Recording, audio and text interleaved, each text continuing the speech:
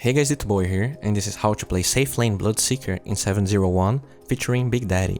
In this game, I feel like BigDaddy picked Bloodseeker safe lane to deal with some issues he will face in the enemy team. Usually you want to pick ranged carries against Darkseer because he's very annoying to deal with. The other option can be Anti-Mage because you usually get a decent amount of HP regen during the laning phase while also having magic resistance and a blink. While AM is terrible against Amber and Disruptor, Luna doesn't deal particularly well with the matchup, and the other ranged hero that is relatively popular now is Drow, but he preferred to get Bloodseeker. Let's take a look on why the pick is good. I actually saw Merlini playing it for Veggies in one of the past qualifiers, and it is definitely legit. The first good aspect of the pick is being able to regen a lot during the laning phase. Even against double Iron Shell, as long as he casts Blood Rage on himself at the right time, he will be back to full HP. Since Blood Rage also gives him extra damage, it means that even though Darkseer forces you to last hit under the tower, you won't be missing pretty much any last hit if you play correctly, something that even heroes like Anti-Mage and Drow struggle in the first levels. The second good aspect of the pick is that until Darkseer has more levels of Surge, you can chase him if your team times their slows and stuns correctly. They are able to set up a kill on him by cancelling some of the extra move speed, while BigDaddy can dive him later with no fear, since most of the time he will be high on HP when diving, while also healing some of the HP back after getting the kill.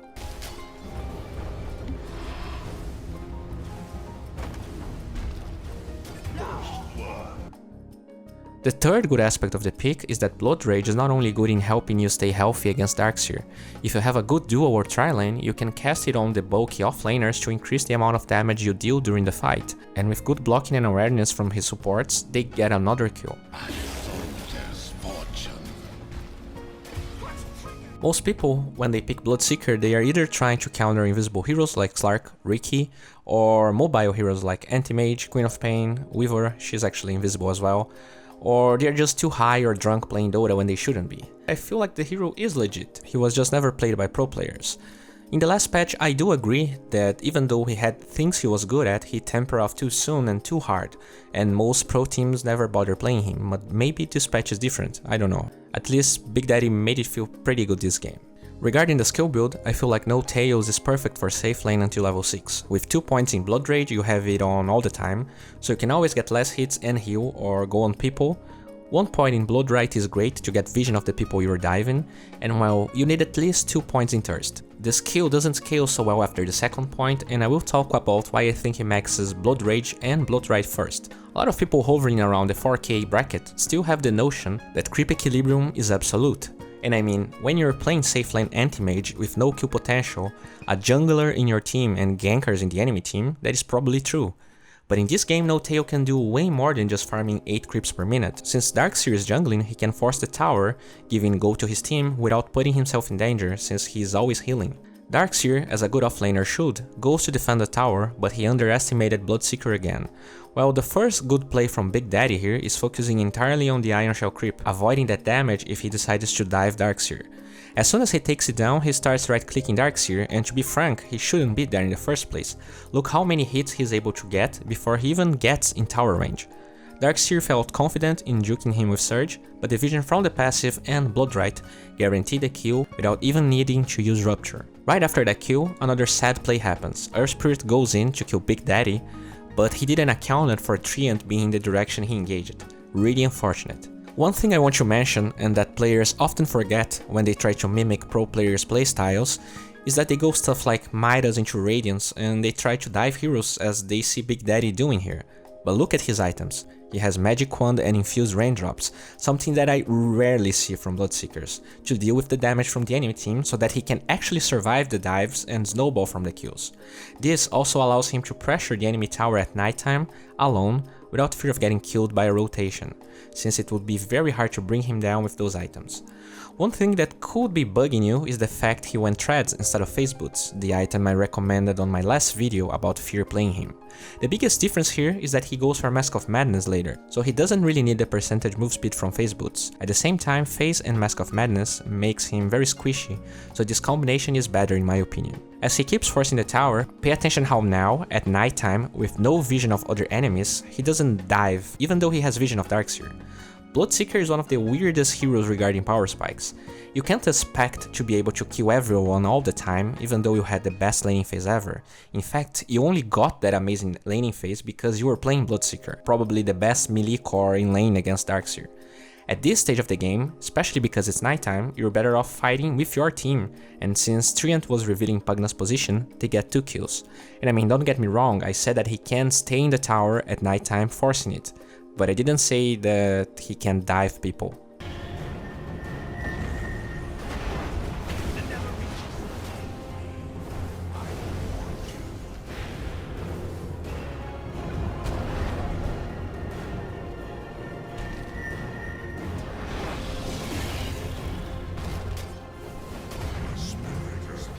We see another good combination of Bloodseeker being able to rotate and help his allies, something that pretty much no one does. People focus too much on farming or solo kills when he's very decent at ganking if you have any disable in your team. Ember barely gets away.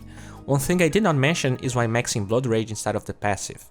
Well, if you're getting solo pickoffs, then your passive helps you way more than Blood Rage, while at the same time not hurting you more as you dive.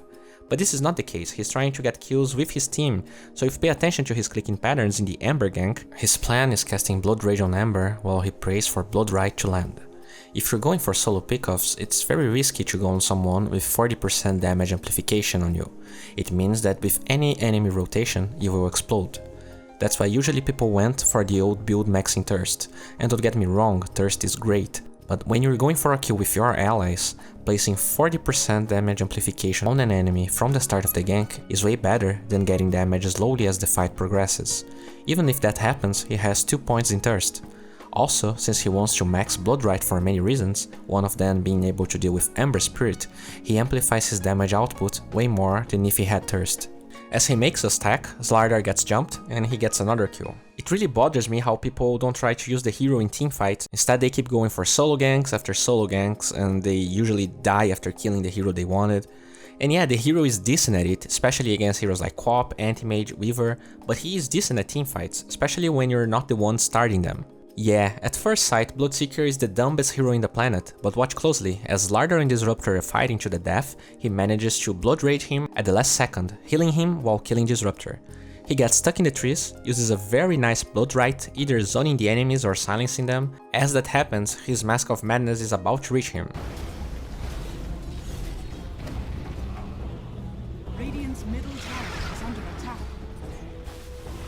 As Pugna dives with Surge, look how threat switching using Magic Wand and the last Raindrop charge completely changed the outcome of the fight, and with Madness he easily disengages. I'm pretty sure that for the entirety of Bloodseeker's new iteration, people never built lifesteal on him.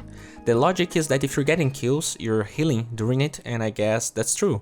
But Mask of Madness, unlike the other lifesteal options, also bursts his damage potential and move speed by a lot, offering less risk than before, where every instance of magic was amplified on top of Blood Rage. Just one quick note, as he farms the jungle, look at the efficiency. Threat switch for intelligence, Blood Rage on him before casting, while dealing damage to 2 camps at the same time. With creep spawns being closer to each other, this is very easy to pull off now. Another point that makes Bloodseeker good with the item is that since his spells have so much range, he can cast them before joining the fight, and then he doesn't really bother the silence that comes with activating Mask of Madness.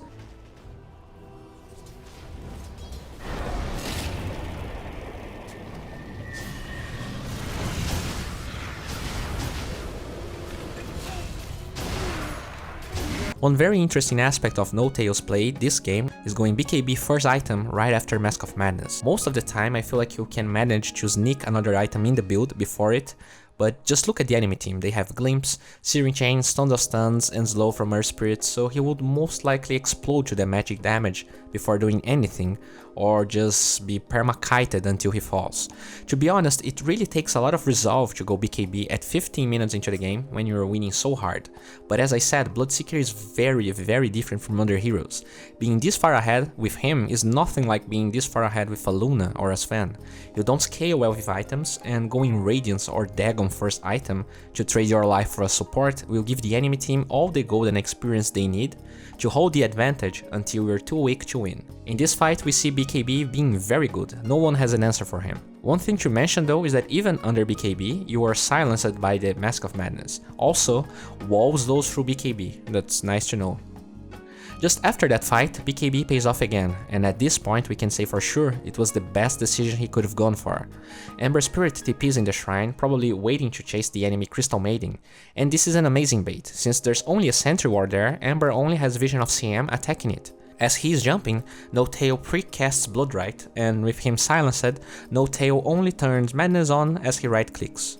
As he chases Disruptor, pay attention how he doesn't stand on the edge close to Disruptor as a mad dog. He waits his options. After all, when Kinetic Field ends, there's nothing he can do against him.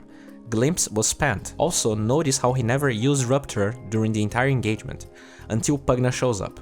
The reason being that if he casts it on Disruptor, he will take tower hits as he dives. And that's not the case for Pugna, that just TP'd in. With a key Astral from OD, he buys time for the BKB and they pretty much kill everyone. You can see this score and think, oh what a stomp. But I've played tons of games where the same thing happens. Bloodseeker wins the early game and loses the mid game because he feels like that advantage in kills means too much. Watching the last two fights, you can see how important BKB was in diving that deep and killing the heroes he wanted. Yes, you can win with Radiance and Dag on Bloodseeker, but I really feel like in higher MMR games you need to go BKB as your first or second item to be able to dish the damage potential of your hero. Another underrated aspect of Bloodseeker is how fast he can kill Roshan. By casting Blood Rage on Roshan, while at the same time casting it in your strongest hero, you amplify the damage by a huge margin. The fact that they have amplified damage on top of it, it's great.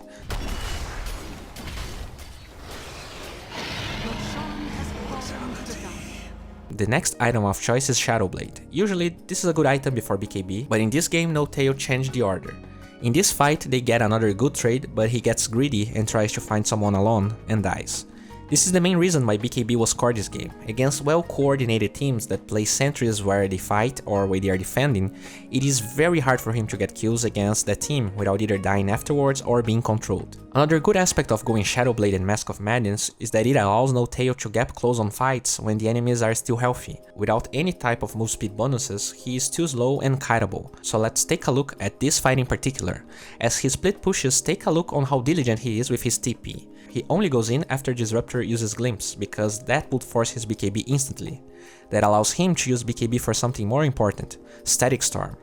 With the move speed bonus from Shadowblade and Mask of Madness, he's able to lock on Pugna, leaving him to OD while he focuses on Earth Spirit. Also, pay attention how he Blood Rages OD so that he can get the kill faster. In 5 vs 5 situations, sometimes doing that to an ally can bite you in the ass later, because if he gets focused, he will die way faster than normal. But here it's fine because it's a 1 vs 1. I guess another aspect of going BKB early this game is that with Stardar in his team, what is holding him back is the huge amount of control in the enemy team, not his lack of damage. Look how Ember melts.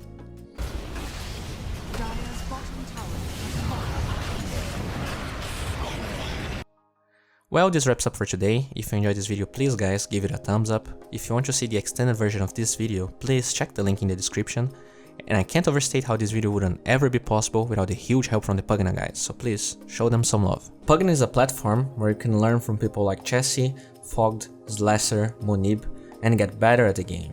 They have now great content on 7.0.0, and if you want to raise your MMR, it's a great time. Just figure out the patch faster than others and get those easy wins. And of course, if you enjoy this content, please subscribe to my channel and let's keep learning together. And pay attention how that play alone completely changes the tide of this fight. First, he suspects that a fight is going to happen there, since Mirana is one of the weakest heroes showing, while at the same time no one from Radiant is visible. By being there, he instantly starts healing Mirana, since she was going to be perma-stunned anyway, at least he's helping her heal through it, and with a timely Winter's Curse, not only he setups a beautiful chrono for Waga, but he saves Mirana with Glimmer Cape. Pay attention how he goes back to that location. Not only